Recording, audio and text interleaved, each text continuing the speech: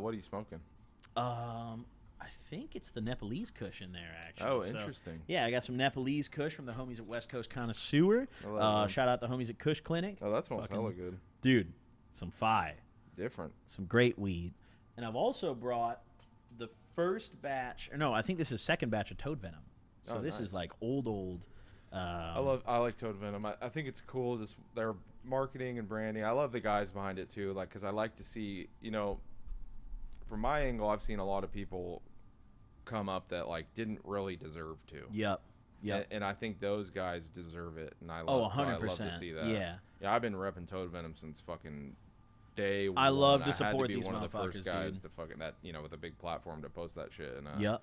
It's good too, so it isn't just that. It's actually good weed, and it's different than what, and it gets high. It gets you high. Like, there's a lot of cool things about it. Honestly, I don't know many flowers out right now that I can name that get me more stuck than this shit. No, that gets you high as fuck. This gets me stupid as fuck, and I love that. Me too. I love That's what I'm looking for. brain That's the dead. type of high I'm looking for. Yeah, all right, we're gonna grind some of this up Venom. then for sure. Hold on, we're gonna put some of the Nepalese to the side right now. And we're actually going to immediately, like, emergency grind the Toad Venom. Yeah, so I love Toad Venom. For those watching this episode who might not be familiar with Alien Labs or might not know a ton about you, how would you quickly explain who you are to that person? I started Alien Labs back in 2014, so we're 10 years now. But I'd been really doing weed shit since I was in high school. Like, where I'm from in Reading, that's what you do there. And that's up in NorCal, yeah? Yeah, I joke, but, like... my best friend up there is a firefighter, and like, you can either be a firefighter or you can do weed stuff, and I'm not really like equipped to be a firefighter, so you're doing the weed stuff. So I'm doing weed shit, but my boy, well, I won't say that, but yeah, everyone does a little bit of weed shit, what I mean? Back then, anyway, when we were kids and shit, in high school, that's just kind of what you do in Reading. And then Alien Labs now, dude, number 2 in the state of California. We trade with CBX, not monthly, bro. They sometimes beat the fucking socks off of us and don't know how, because I don't know. What a great rivalry, though. CBX. Yeah, for sure. I mean, you guys are both putting out fucking gas. Yeah. What a fun rivalry. So also in Arizona, we're number 1, and then in Florida, we're pretty high up there too. Let's go.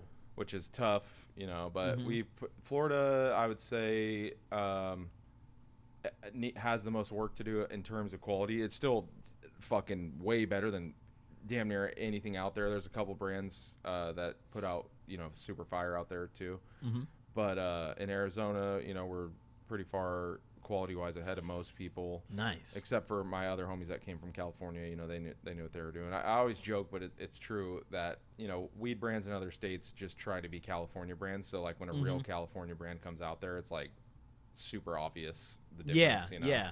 Every brand is trying to imitate what's happening here. Yeah, 100%. Exactly. Yeah. And then, Alien Labs is just a brand. It's my fucking baby. I'm deeply involved in every single thing that happens with it. And, sometimes to a fault. I don't know many other, brand owners and founders of our caliber that still do the cultural shit, come to the events. Yeah. And I think that's just a big difference. From the very start, we were a brand that was built for the outsiders, like people like your fucking fan base, I'm sure. Yeah. Like, I grew up being a nerd, fucking being into anime and, horror and video games, and that shit wasn't cool. I'm Tons 38, of video games, so bro. that shit wasn't cool, like, when I was growing up, you know what I mean? That was, like, the nerd shit. Yeah, it for started real. Now getting it's cool when I was, like, I think I was around college age when it started. Yeah, like, cool. Pretty really recently. Yeah, like, anime at every fucking, store that you can go to, there's fucking anime, and so I really created this brand for the outsiders and those people like us. And one of the things I did that I was super different back then is that we were just really open, and we allowed everyone to, like, if people messaged or commented, I was always giving up game, and we, brought everyone in. Yeah. Instead of being like these brands at the time, like Cookies, they were really like, we're cool, we're Cookies, and I've always been the kid that was friends with all the people and all the groups in high school, and I wanted to bring kind of that to the weed space, and I think Alien Labs really has done that. I really don't know of any other brand that's as relevant in the streets and in the rec market as we are, and it's I agree. because of the company I keep. Like, I'm fucking still really connected to that traditional market. All my homies are in it. I do my best to help them out when I can, and I just love that about our brand. It's just that I don't know one other brand that's as relevant as we are on both sides, you know, and that's the way I tend to keep it. It's not always easy, you know. We are a big fucking, you know, multi-$100 million brand, and sometimes that means that you can't do the shit you want. But I'm lucky that, you know, I partnered with Connected, and they're like, nah, you know, do your thing. And so, you know, I get fucking pretty much free reign to do whatever we want to do, and that's been awesome. And you guys, like, you honestly could make a really valid argument that you guys are the biggest brand in the country. Like, you guys are huge. I think some other there's like Cookies, for instance. You know, they're very probably big, bigger because they've done it differently. Like, we could be in a ton of states, but we don't do licensing deals, so like it's a little different for us. Like when we go into a state, you know, we build out our facility and we buy the spot, we build it out, and we send our, you know, like for Arizona, we sent, you know, one of our best growers from our Oakland facility that, you know, is world fucking renowned, like those black bags that, you know, they were the original growers of those. And then in Florida, we did the same. We sent, you know, one of our growers to live out there and hired around him. And, you know, that's been our method of expansion, which is slower, but you get better results because that's the hardest way to do it, but the most real way to do it. Yeah, because so many of those licensing deals not only go bad, but they just can't. The quality is like, you know, you get to a point with a licensing deal too where you yourself, and I've seen this, like brands don't care as much if it's kind of like out of sight, out of mind. Like, oh, I'm in Missouri and I'm in rec markets. Oh, it's good for Missouri. But like our QC standard across the 3 states is like our QC standard that we started in California. So if it doesn't pass the QC, you know, checks that we do in California, they're the exact same across all states. It doesn't come out. You know, so in Arizona, man, they fucking cook, bro. Arizona has like fire weed. California does too, for sure.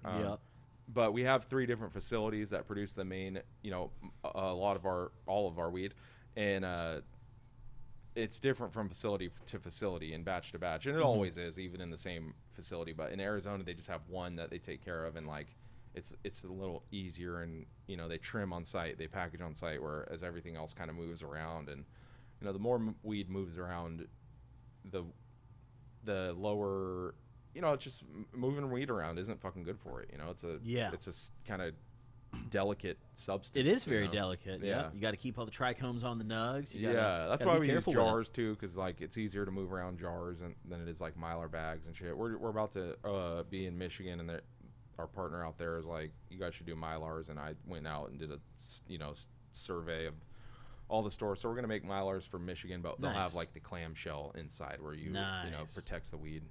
So when you guys are building out and expanding into different states, how different are the facilities that you have to build? Because there's super different climates across the country. Yeah, they're pretty much the same, but like Arizona, for instance, has hella more AC than any other, you know, because it's fucking 119 like all the time there. Does that make Arizona like a super expensive state to operate in? No, because I guess not because of the perspective from California. It's like, it's so fucking expensive. You have to have a pretty good amount of AC anyway. You know, California is just as hot, but it's just not as hot for as long. Like Arizona, you know, it'll be 117 during the day, and then it'll drop to like 100 at night, and you're like, oh, thank God. But you know, in Sacramento where we live, thank you God for 100. Yeah, I know. Shit. In Sacramento where we are, it'll be 117 in the day, and then it'll drop to like, you know, low 70s, high 60s, and like so it cools off. It's not always hot. Like in AZ, those fucking air conditionings are always running, and not the air conditioning is always running at every fucking when your lights are on, no matter where you are, but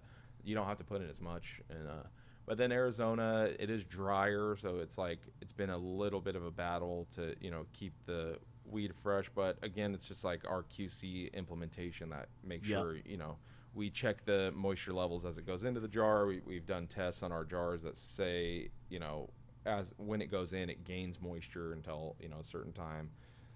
Then it starts losing it. So we just try to keep fresh product on the shelf. I think that's also like one of the number one things. You know, quality is so often spoke about in ways that you can't really objectively define, but like I think freshness is definitely one that's like 100%. Hey, if your fucking shit's 90 days old, then you know it's probably not that good, no matter how good it was when it started. You know, not to say that it isn't good, but it's just like, you know, time degrades weed. That's the biggest 100%. Thing. You know? Yep. So it's been good though, man. The other states are awesome. I love to see, we started in Arizona in 2019, so it's been crazy to see the culture pop up in there, and like every state we go to, it just like when we're early in it, at least it's like the culture builds around it, and it's like nice. This is cool. We're like really affecting, the whole industry. Yeah, I think a big part of it too is your guys' clothing is crazy. Yeah, like, bro, I'm wearing your shorts right now. I love that you wear those, and I'll send you. I wear, clothes dude. The day till the You day I sent die. me. I'm not like I shit you not. I think probably like 25 to 30% of my wardrobe is Alien Labs. Dude, like that's the shirts why... and the pants you have sent me are so hard. Thank you, man. I appreciate that. They're Yeah, I have a heat. sick team on apparel. Where can everyone get that merch and check it out? On the website, alienlabsapparel.com, and then Zoomies. I got the pants. Zoomies will have it. Zoomies. We've been in Zoomies for a while now. They're just kind of sporadic, and it's on us because we didn't know how to run an apparel company. Like we had no fucking idea. We just were like, when I started the apparel, I was fucking like 340 pounds. I was a big boy. Yep. And I wanted to have shit to wear myself. Like I wanted to make cool shit for myself and my friends to wear. And then, we became pretty good at it. And then, we hired on some people that are good. A shout out to Dan and Curtis and Sean. They all helped me with the apparel, and they're partners in the apparel company. And Dan especially, he's fucking great. He does all the tech packing and working with the foreign fucking warehouses and manufacturers to get the shit made. And he also like designs a lot of the shit. And Curtis too, he designs a bunch of the shit. And it really evolved into something sick because we knew like for the clothing piece, like there's nobody in weed doing anything near that in my view. Like Not even close. I agree with that. We just try to do cool shit. I really like, I'm into streetwear. I've been into streetwear for as long as I can remember, and I just always make shit that I like. So like for instance, those shorts, like those are kind of modeled off of this company called John Elliott. That's like a super high end apparel company, and I got a pair of their shorts and I just fucking wore them every day for summer. I'm like, I'm making these, So it's cool. It's really fun. That's still, part of the fun. This is always a fun job, but like the apparel shit's really fun. We all get to be creative, and we got some cool collabs coming up. We're doing a 710 Labs collab that'll hit at PuffCon. We're doing some clothes and they're making a bunch of rosin and pods for us, and then Doja collab in November. Fire. Which is really sick. That's probably one of our sickest collections that we made. The 710 Labs collection is really sick too. They got a guy, Skelly, who's their like creative director, and I think maybe he was like one of the original, maybe the co-founder or something. But he's fucking super creative, and it was cool to get on. Most of the guys in weed, I think weed's getting more creative, like recently, especially with some of the crazy packaging that people are making. But it was cool to get on a call with him, and he was like, I just have this whole idea, and it was like he fucking laid it out for us. I'm like, oh my god, you just made our job so much easier, because we work with some people and it's like, oh, I don't know what we want to do, and then we'll go back and brainstorm and be like, here's what we think we should do, But with him, it was like, nah, man, here I have this whole fucking sick idea. We're doing like this Raph Simmons inspired fucking hoodie, and it's been really cool to work with them. You're doing some real high quality shit. Yeah, our shit's pretty high quality. I want, because I buy high quality shit. I fucking wear all the fucking high end fashion brands, and like there is a lot to that like quality of clothing, and just like how it fits and how it 100%. Wears and how it lasts. So that's what I wanted to bring to this, and I even have this other kind of line I'm cooking up that's higher end, because we like our Alien Lab shit is our Alien Lab shit, and it's cool and it's fucking weed, but it's still weed, and not everyone wants to do that. And I have a lot of like fucking rich homies that will wear shit, but they want to wear like different and the Balenciagas and the fucking whatever, all the fucking high end shit. So designer shit. Yeah. So we got this thing we're cooking up that we're going to be running. That'll be cool. It's not Alien Labs, but it'll be another apparel thing that's like pretty fucking sick. I'm pumped. That's going to be dope. Yeah. Because the shit you guys put out already is dope. So yeah, we're going to put me on with that whenever that comes out. Of course I will. We're never going to stop doing Alien Labs apparel shit, but like I just see this other lane. We've gotten really good at making clothes and like designing shit, and I just see this whole other thing that for us to do that's just fun. And I like having fun with shit, man. That's really what I'm still trying to do. Like this isn't it's work, and especially now as we're bigger, you know, it's a lot of work for the weed shit, but it's always fun, still fun. But I just think that, you know, the creativity is what makes it like a joy, you know, to go do every day. So going back a little bit, let's talk a little bit about how you first got into weed. When did you first start smoking cannabis? I was in 7th grade. Damn. My boy. Young as fuck. I had an older friend, and, you know, he got us into everything as older friends. He was like 7 years older than us. And he was like, "Do you guys want to try weed?" And we were like, "For sure." And fucking bet. At this time, it was called Mex, which I'm not sure like is really appropriate anymore. But so like some brick weed. Yeah, it was like brick weed. Okay. And I don't remember getting high the first time, but like I remember getting a headache. But definitely 2 of my boys, we smoked on the side of my house, and you know, 2 of my boys got stoned. I remember that pretty vividly because they were like kind of fucking acting fools. Yeah. And then I got a headache, and then that's really all Mex got you was a headache. And you know, it's crazy is, I don't know, maybe I've told this story before, but the first guy that I bought weed from, his name was Adolf, or that was the guy that my buddy went and got it from, you know. And then we ended up, you know, as we got older, we would go buy from him too. Yep. Yeah, his name was Adolf, and I'll never forget that. It's crazy, like, bro, your parents named you fucking Adolf. That's insane, dude. Bro, that's fucked. You know what's cooked though? My great grandpa's name was Gustaf Adolf. Yeah, but that was before Hitler. Yeah, okay. It was before Hitler. Yeah, I'm Hitler. sure that was like a normal name, but like in the 90s, like, bro, your name's Adolf. Yeah. Come on, bro. His parents fucking doomed him. After like 41. Yeah, that's cooked. That guy, he fucking died too, bro. He's dead too. Oh shit. RP? Nah. Not to an Adolf, dude.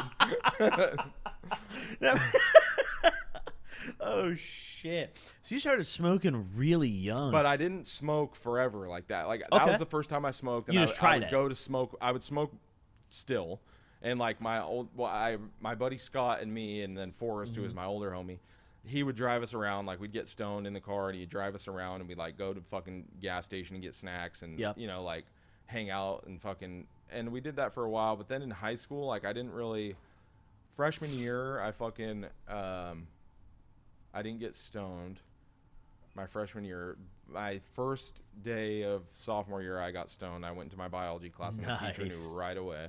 I went with my friend Scott, who's my best friend, fucking, you know, all throughout my life. She like call you out, the teacher? He knew I was high for sure, but he didn't say anything like negative. I could just tell he knew, you know. And I think I feel that at that point it probably wasn't as common as it is now, but like it's still common, especially 100%. Where I live, you know. And then I started getting really good weed from, and it's crazy because like my family all grew, like my aunts and uncles, they all grew. So I remember like being at camping trips with my family and then passing around a big bag of weed, like when I was like 4 or 5 years old. And then my uncle, he took me to my first movie that I remember going to, and I'm sure this isn't my first movie that I went to, but the first one that really stuck with me was a double feature of Friday and Don't Be a Menace to South Central While Drinking Your Juice in the Hood when I was like, whenever that came out. Will you look that up? Will somebody look up when that came out? Oh shit. 95 is what I think too. Which one am I looking up? Friday. When did Friday come out?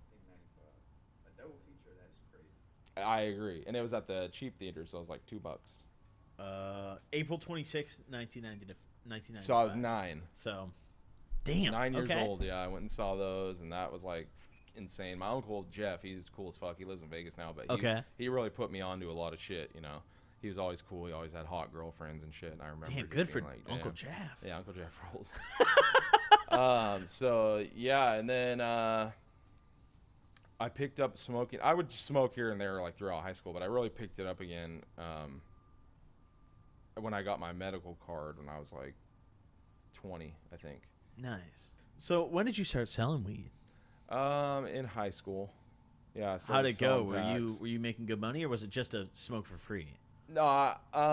Well, I would make at this point in time, you know, I was getting my shit from my aunt, and they grew out in Cottonwood, where I'm from, and she had, you know, packs of Blue Dream and shit like that. Ooh. And what you would do is you would just kind of split unless you just went, like, usually I'd bring my boy and we would just split a point on each pack, you know, so we'd sell 50 and fucking make, you know, $2,500 each. Nice. Which was sick back then. You Yeah, know? fucking, that's a ton of money. And then, you know, we would get better and we'd be able to put 2 or 3 points on, you know, and make great money.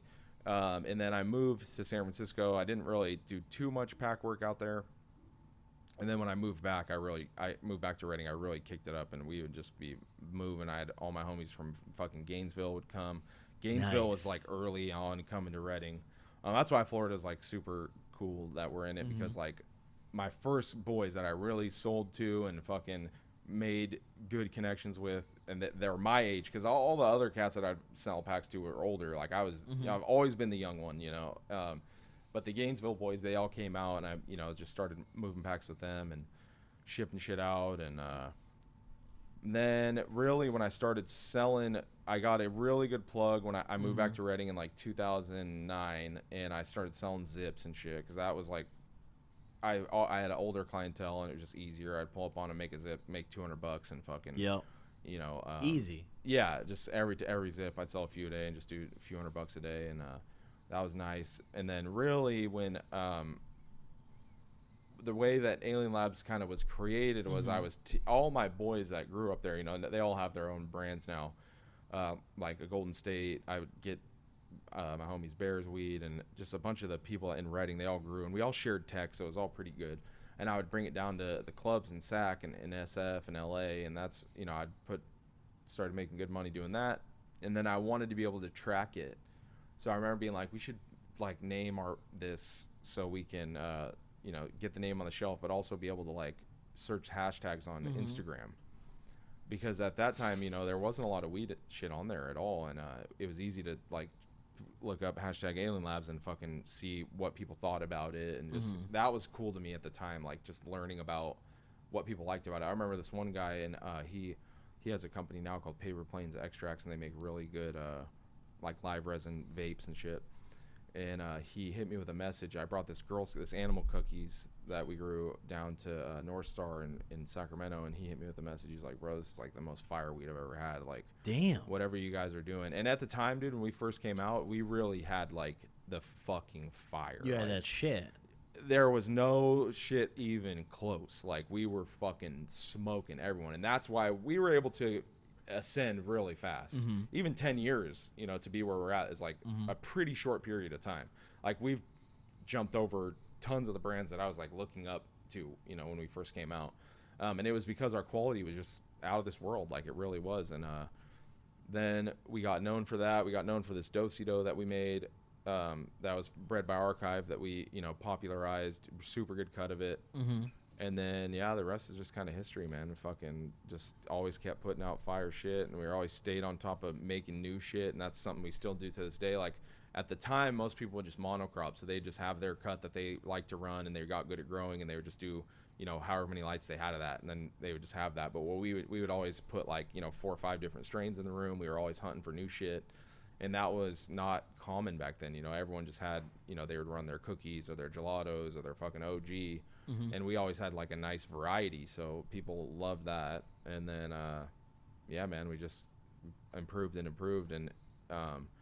it wasn't easy to improve in the rec market, you know, because like all the new rules and just scaling up is difficult. But now, right now, like, we're putting out some of the best weed we ever have. Like, it's super cool. Like, I've been, you know, I haven't always been the most liked person in our company, because like I demand that we have better weed, you know, because there was a time where people were like, nah, this weed ain't it. And like, it's just growing pains. But like, I was always there like, hey, we can get better. We can do this, you know, and finally I feel like we're at a really good place where our weed is like, you guys got some fire, gas right now for sure. I can vouch for that. So that was always cool to me. Like, I feel like I brought like a whole different clientele to our town and like helped it thrive, you know. And then even with Alien Labs too, like, bro, a lot of the growers and shit, you know, they saw what I did with Alien Labs, and they did it too. You know, they made their brands, and they're successful. And so I really like put on a bunch of people, even outside of the town, you know, like just the brand idea in general with Alien was new.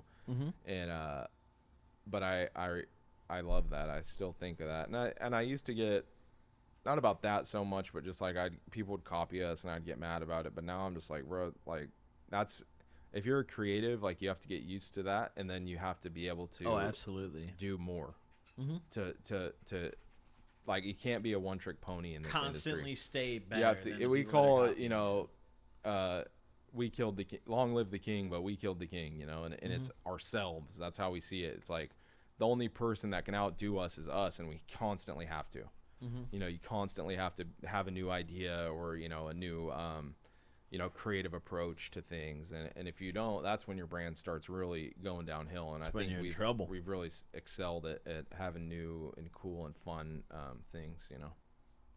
Yeah, I mean, you guys, like, you're constantly dropping new strains that are exciting. Your packaging's good and your weed is good. Yeah, and that's a rare combo. I agree. Because normally it's one or the other. Yeah, packaging's great. The weed's LCG, or the weed's good, and it's just in a Ziploc, which is cool. I still fuck with Ziplocs. 100%, bro. Give me a jar. Give me a Ziploc. Give me that. That's why I like the Toad Venom shit too. Like, I love the direction they went with that, and I hope that they can, you know, have some more hits. Because it's not easy to have one, but you know, I think everyone can get one if you're creative and you have good weed. But then, like, the follow-ups, and that's been the thing for me. Like, I don't know if you saw, but there was like lists going around in the last week. It was like lists of the best brands, and we were on every one of them. I've seen that. But we were also the oldest brand on every one of those by a lot. You guys know, have like most longevity. of those brands were like 2 years old, a year old, and it's like, cool, man. Like, that's tight. Like, you know, you have a network, you have some good fire, you're able to do it. But, like, let's see what 10 years from now, let's revisit those lists, you know, and see who's still around. And, like, we'll be around, and I think Doja will. You know, I chop up with Doja. You know, he's one of my best friends. I fucking lace him up with the game a lot, and we're both on the same page with, like, you know, when you follow the trends, that's what your brand becomes. Absolutely. You have to continuously follow the trends, because that's what people are buying you for, you know? We do not fucking follow trends, bro. We do whatever the fuck we want, and people like it, and it works, you know? And that's why we don't grow candy. You know, I'm about to put out a LCG Skittles that we made. That's fire. But that'll be our first candy. That's your own thing. And we made it, you know, it's different. It's our first candy, but, you know, people are going to love it. People already love it. And then, you know, the diversity of our menu means that we're not trend chasers. You know, people like us because of that, and we are able to survive and thrive because we're not just on the next big thing. You know, we're just doing our own thing, and that's really the way. You know, it's like Nintendo. It's called the blue ocean strategy, and Nintendo follows it too. Like, they just do their own fucking thing. Yeah, and people like it. It's so different from everyone else. Every other game, Xbox, PS5, even PC, like, Nintendo is just doing their own thing. They're making so would you say Marios that's like the main thing that keeps you guys successful, is just doing your own thing and being different? It definitely, but also, like, you can't just start doing that, you know? So you had to have, like, the buy-in from the people that like your brand. You got to build up to that. Yeah, for sure. So that's really the big part of our success, is just, like, we don't, you know, we offer a little something for everyone. We're not just catering to, like, the people that like to buy LCGs. Like, there's companies out there that literally just have, like, 15 different bags of LCGs, you know? And they're going to have to do 15 different bags with whatever the fucking next popular thing is, you know? And who knows if they'll be able to do that. Like, so how do you guys in this market kind of stay, as you expand to different, you know, states, especially, you guys still have this kind of reputation as being really connected with the culture, really connected with the streets. And there's not really many other brands I could think of that are multi-state operators that can do that. Yeah, I mean, there's not even very many brands that are multi-state. Do you think it's the events and the merch, or what do you think really makes I that? mean, it's that. It's definitely the events and the merch. It's the people we hire. It's me going and, you know, going to these events. You're at the events all the time. I spend a lot of time in other states. And PuffCon, you know, I fucking, because I love this shit, and I love getting to, you know, interact with our customers and figure out what they like. And you know, at the end of the day, like, sometimes this sucks. Yeah, I smoke the weed. Some of these brand owners don't smoke the shit. Yeah. At the end of the day, that sometimes this sucks, but I am the face of the brand, and I do have to face the music sometimes, you know? If people don't like shit, you know, if people don't like a Coca-Cola product that they buy, and they fucking, you know, irately message Coke, like, the founder... No one has to care. No one gives a fuck. No one cares. The person on the other end of that is like, oh, sorry, we'll send you out a coupon for a fucking new one, you know? Yeah. They message me. They say, hey, this sucks. And I'm like, damn, bro, I feel for you. I'm sorry. Like, let me get that correct for you. You know, I still do that to this day. Like if people message me and they don't like what they got, like I'll be like, bro, I'll replace it for you. I fucking PayPal people the money that, you know, Venmoed them fucking money that they spent on it. Like I've refunded people like that. That's before. how you have to do it. Like that is the personal touch that makes Alien and brands that are like us a little bit different than everyone else, you know, because we care. And I think at the end of the day, like caring is something that a lot of these new brands don't do as much, you know. But since like the reason we started was to put fire in people's hands and fucking, you know, create a good experience, like we have to keep that. And you know, sometimes the other people in my company are like, it's not scalable, and I'm like, all right, well, I'm gonna do it until it is, until it's not. You know. Yeah. Because like that's, you know, by the time it's scalable, like hopefully fucking we have figured out. And that's the other thing I tell them, like, this isn't scalable. I'm like, all right, well, our job as this fucking company is to figure out how to scale these things that make the company great, you know? So how did the collaboration with Connected come about? In 2000, dude, when we were just doing our thing and fucking selling weed, like, we didn't save money, you know, we spent it. That was the first time I was really making Just money. spent it on expanding and no, not having even fun? expanding, having fun. You know, fucking. Fuck yeah. And What's the stupidest purchase you made during that era? I made stupid ass purchases in COVID, bro. I don't know why. I was just fucking bored in my house buying fucking motherships, and now I have like a sick glass collection that I just don't even ever fucking use. I've been thinking about selling it because I'm just like, what? Why would I? Wait, but I know. But then on the other glass. side, I'm like, why would I sell this shit? Like, I don't need the money, but like, I also like don't want the glass. I don't know. It's just like a weird thing. I bought like a bunch of Earl Jr. pieces, which are super sick. I bought a bunch of mothership shit. I have like every mothership. I have every clear, and then I have 2 elites. I have the Forbidden Fruit Elite, which is like the skeleton one. That's fucking super sick. I still love it. But again, I smoke out of a Puffco, and I hit my Earl Juniors like when I want to take a real dab, you know. So I don't really use any of that shit. And stupidest purchase though, fuck, I bought so much dumb shit, bro. Just dropping fucking $6,000-7,000 at fucking, you know, traffic in LA or fucking Webster, just clothes and really clothes. I would spend so much on clothes. I've cut back because like I have 2 full closets full of clothes, and I barely wear. I wear the same fucking same shit that I wear, you know, mostly Alien Lab shit. But if I'm gonna go out with like, you know, some of my other homies, and like I gotta throw that shit on because like, you know, that's part of it too. Just like being dressed right to be in where you are. And but yeah, so we didn't save our money. And Reading, where we were from and where we were growing, was it was a traditionally banned city and county, so you couldn't even do medical grows there. And we didn't think they were going to have rec. So I moved to SAC, which was the first place that was offering permits for growers, and I just tried to find one for us. I tried to get us in a position.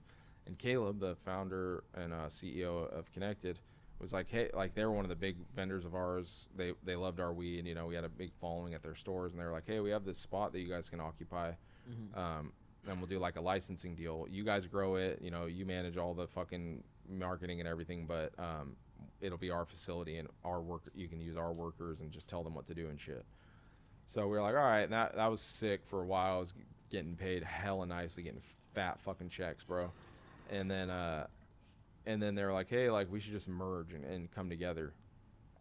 And I wanted to do that because at the time my partner, you know, he's a great guy, and I hope he gets better, but he was partying, and, you know, I didn't really have a partner. It was like kind of me just doing shit. Yeah, you know? he was just out there having fun. Yeah, so with Connected, we, you know, I basically traded partners for Caleb, who's like, nice. You know, the man. He's fucking super good at business, hella good at just everything, you know, and he's like mentored me. And at the time, bro, I really had no business being in a big business like that. I didn't know how to like act. I fucking was kind of like, you know, a prima donna a little bit.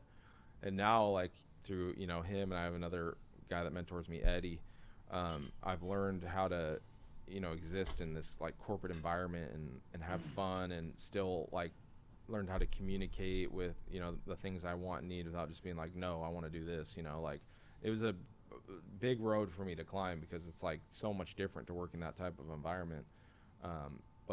Yeah, and so then we merged, and I did a deal with them where I kept the rights to the clothes. Nice. So I could just do the clothes on my own. So the clothes is just like me and my few homies. That's why, you know, we could go crazy if we had a budget like we do with the weed side, but like it's all, you know, our money that we just spend on it. And you know, it's growing and growing and growing, but it's still at the end of the day. It takes a lot to get ahead of shit and money that you got to put out to fucking build your collections, you know, until next summer, right? You know, like we want to, that's what we're doing now. Like we have our collections lined up until like the fall of next year, and it's like to spend all that money on development and then ordering it and then not waiting and then not putting it out. It just takes money. So we're just now getting there to where we can do that.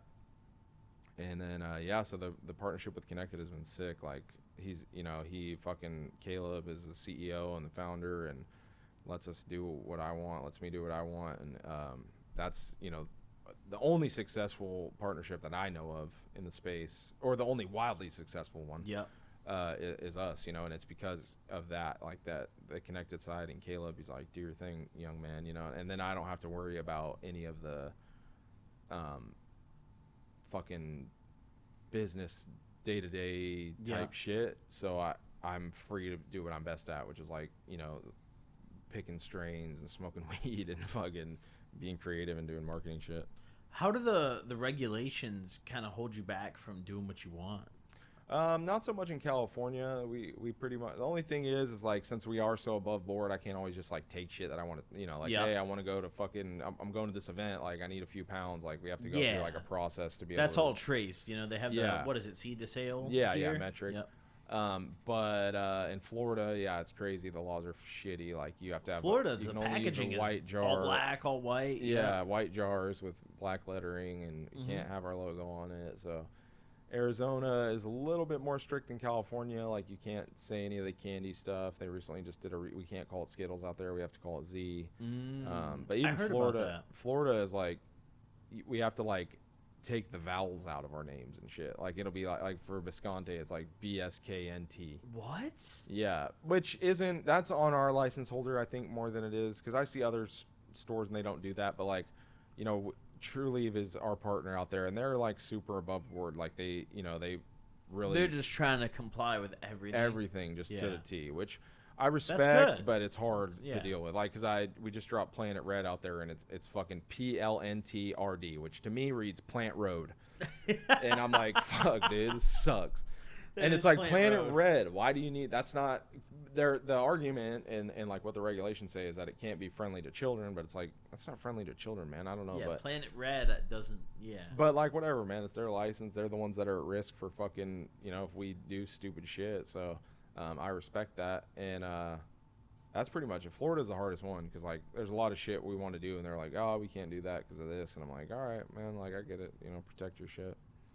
Damn, I mean, Florida's crazy. Yeah, Florida's crazy, and you'd think it wasn't, because it's like, you know, but they just don't like weed. Ron DeSantis doesn't fuck with weed, bro. Mm-hmm.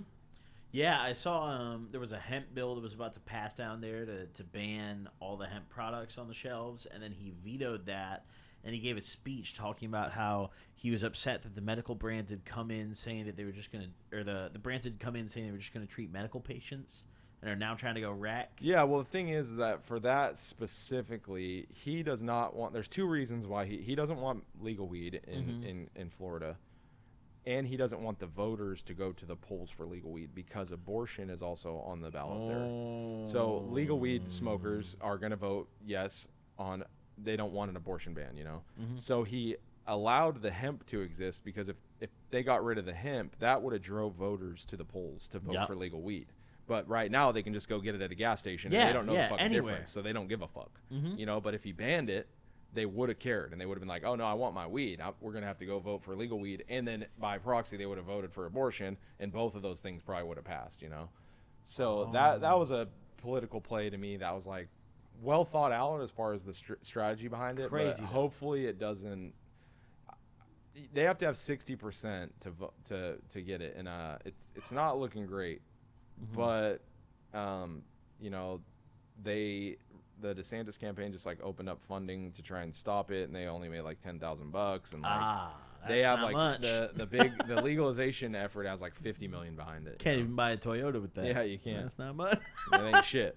So we'll see what happens out there. I hope it goes legal. I'd be sick for them. That, you know, the medical shit isn't a sham, in the sense that like, yes, I believe that this has medical properties, and absolutely, you know, but it is a sham in the fact that like, yo, anyone can, like, having to go get your card and all that shit, that's just bullshit. Yeah. Like that, this should be a medicine that anyone can get and anyone can use, because there's things that weed cures that you don't even really know, you know, you have, like just like day to day fucking happiness in the world that's kind of dark. You know, the world's pretty dark right now. So being able to take the edge off of that with weed and not alcohol is huge. Alcohol is so much worse. I mean, I consider like it a much harder drug. Oh, 100%, dude. So are cigarettes. I mean, vaping, you know, I saw you be Dude, I clean, just quit. Today's day 8. How does I it just feel? fucking quit. It's tough, but I feel like I'm breathing better. Like I for don't sure. cough That up shit as much isn't good shit, for you, dude. man. I would rip the vape and then just cough my fucking And then ass like the off. up and downs of like the nicotine salts are like so not. You'll take a hit and then you'll fucking just crash. You'll need more. It's like the vape Dude, is almost more addictive than cigarettes because of that. It's like been dabbing. so difficult. Like I just got back from Las Vegas. Oh, so fuck. I'm sitting there, everyone's smoking cigarettes, sure. hitting their vapes, doing all this shit. I'm like the only guy in this bitch not smoking anything. Like I had my cart, but you know I wasn't like blowing clouds out like these other people were. Oh, Yeah, that's fucking. it was tough, so man. hard. I went to the lobby store. They had like a shelf with just a bunch of vapes. I'm like, And they had the sick vapes, you know. In California, you can't really get the sick dude. shit. They had the Geek Bar. The shit Yeah, got the with the screen video on it, bro. games. It's got the all Yeah, the that's funny. bro. It plays a little startup video and Yeah, shit. they've been hitting like, me about that. The manufacturers are like, hey, we see you do vapes, like you should put a screen on it. And I'm like, fuck, bro. that's some. It would to be children sick to have shit. like a little Tetris game on the shit, though. That would be awesome, honestly. Yeah. To be Damn. innovative in the space too, because it's happening out there. You Or know? every drop you could do like a crossword or something. Yeah, like that would be cool. unique to that vape. Yeah.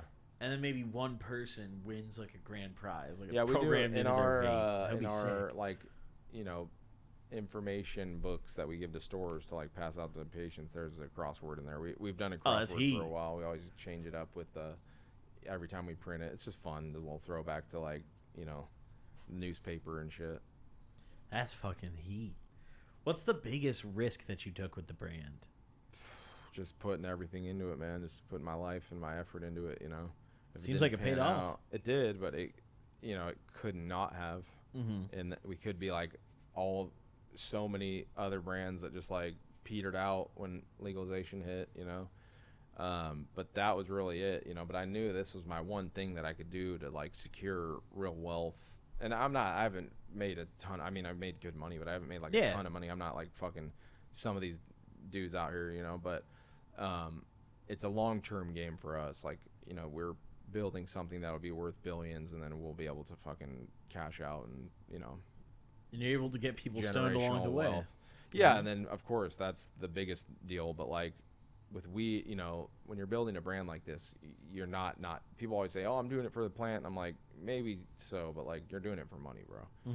And we are too. You know, we wanna. I don't have like I said, bro. I come from a poor family. Like I never had anything that I could have done that would have been as impactful or had the potential to like really put my family's family in a position to fucking, you know, be able to do what they want to do. So Yeah. You know, doing it to get people stoned is a side effect of it. Like, at the end of the day, everyone does what they do for money. Yeah. You know, making any kind of business. Cannabis, you know, what I'm doing right now. I'm doing this for This is money. for money, You know, yeah. You This is like for it, money, you bro. like to do it, It's but all, like- yeah. I but love it's it. for money, for You sure. love what you do. Everything is, you know. And, This shit's for money. There's nothing wrong with that. Like I think people that just say, "Oh, I'm doing this for the plan. It's not for the money." I'm just like, Yeah. "Oh, okay." Like so People give it call away you a for free. sellout when you talk about money or you Yeah. say you do something for money, But and it's bro, like we have to do that. There's not a whole It's lot so of expensive things out left. here, man. Oh, it's insane, dude. It is insanely expensive out here, and it's Yeah. only going to get worse. Like there's no reprieve from what's coming. yeah, you know? dude, inflation's not about to go back down. No. My dollar's not about to get stronger. It's not even anytime inflation, soon. dude. Because the thing is like it's companies profit gouging, but like Mm-hmm. they're never gonna be like, okay, you know what, we're not gonna make that much money anymore. Like let's just shave a quarter of this off, and we'll be fine. We'll They're all never be gonna do that. generous. That's the We'll- fucked up thing about capitalism and late stage capitalism. You know, it's like they're gonna want to make more money and more money and more money and more money, and inflation has been like the hidden thing that they did to be like, oh, we're just it's inflation, you know, like it's the government, you know, but it's them. They every year that we've been saying it's inflation, they've been having record profits every fucking year, record profits. And you know, if you did not have record profits, maybe you had a down year, the prices would come down. Like if you look at Nike, they just had the worst quarter they've ever had. And prices on Nikes are coming down. Thank because God. Thank God. But people just, they have to buy the things that these companies offer, like food and gas and all this shit. So you can't not buy that, you know, to survive. So those prices will probably never come down. Like, it's just, it is what it is. Yeah, the essentials are up forever. Yeah, they're up forever. They're never going to lower their prices. I remember dollar gallons of milk. For sure, When I first moved out of my mom's crib, I went to Walmart. Those great value gallons were $1, bro. I remember 99-cent gallons of fucking gas, bro. Fuck. COVID, where I lived, I was in super rural Illinois, and there was a dollar gallon. Yeah, in California, it's been rare. Like, I remember it from when I was in high school, like, but when I was just in Florida, it was like $3. I'm like, Jesus, you guys are living the dream. Yeah, man. Holy fuck. It takes $6. You know, I had the AMG for a while, and I was just tired of fucking 12 miles per gallon.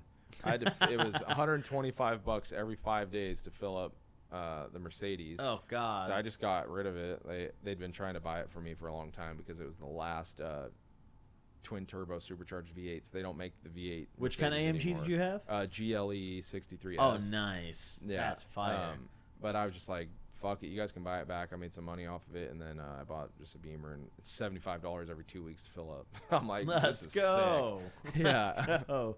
Yeah, I had an AMG too, and I crashed it, and then I just joined the Toyota team. Yeah, no, I remember us talking about this. Bro, I felt the same way. I was like, bro, I don't need. Fucking love it. I live in Sacramento, bro. Like, if I lived in LA, like, I'd probably care a little more, you know, going places and being seen. But, like, I mean, my fucking Beamer is sick as shit. But I think I care less here because there's too much competition. Yeah, you can't compete with the Ferraris. Bro, I know damn well I'm not the richest dude at any of these functions. Yeah, no, I know damn well I'm not there. Yeah. So, yeah, I'm just me either, bro. And like, I could be but we, you know, we do it differently. We put the money back into the business. Yeah. Like, you know, try to build until we can really cash the fuck out. You know? Yeah, we're gonna retire. That's the same with the apparel. Like, we don't take money. We just spend it on the next shit. You know, every drop we just put towards the next thing, and eventually, you know, it'll be where we take money. But like for now, it's just building, and we've only been really doing apparel like pretty rigorously for like 2 years. So to see where we're at, well, I guess now 3 years, but to see where we're at with it is crazy. I mean, I think it's got a bright future. I think Thanks, the apparel is man. going to be big as fuck, you know? Me too, man, yeah. Seriously, this shit is dope. Thank you. know? I fucking love it.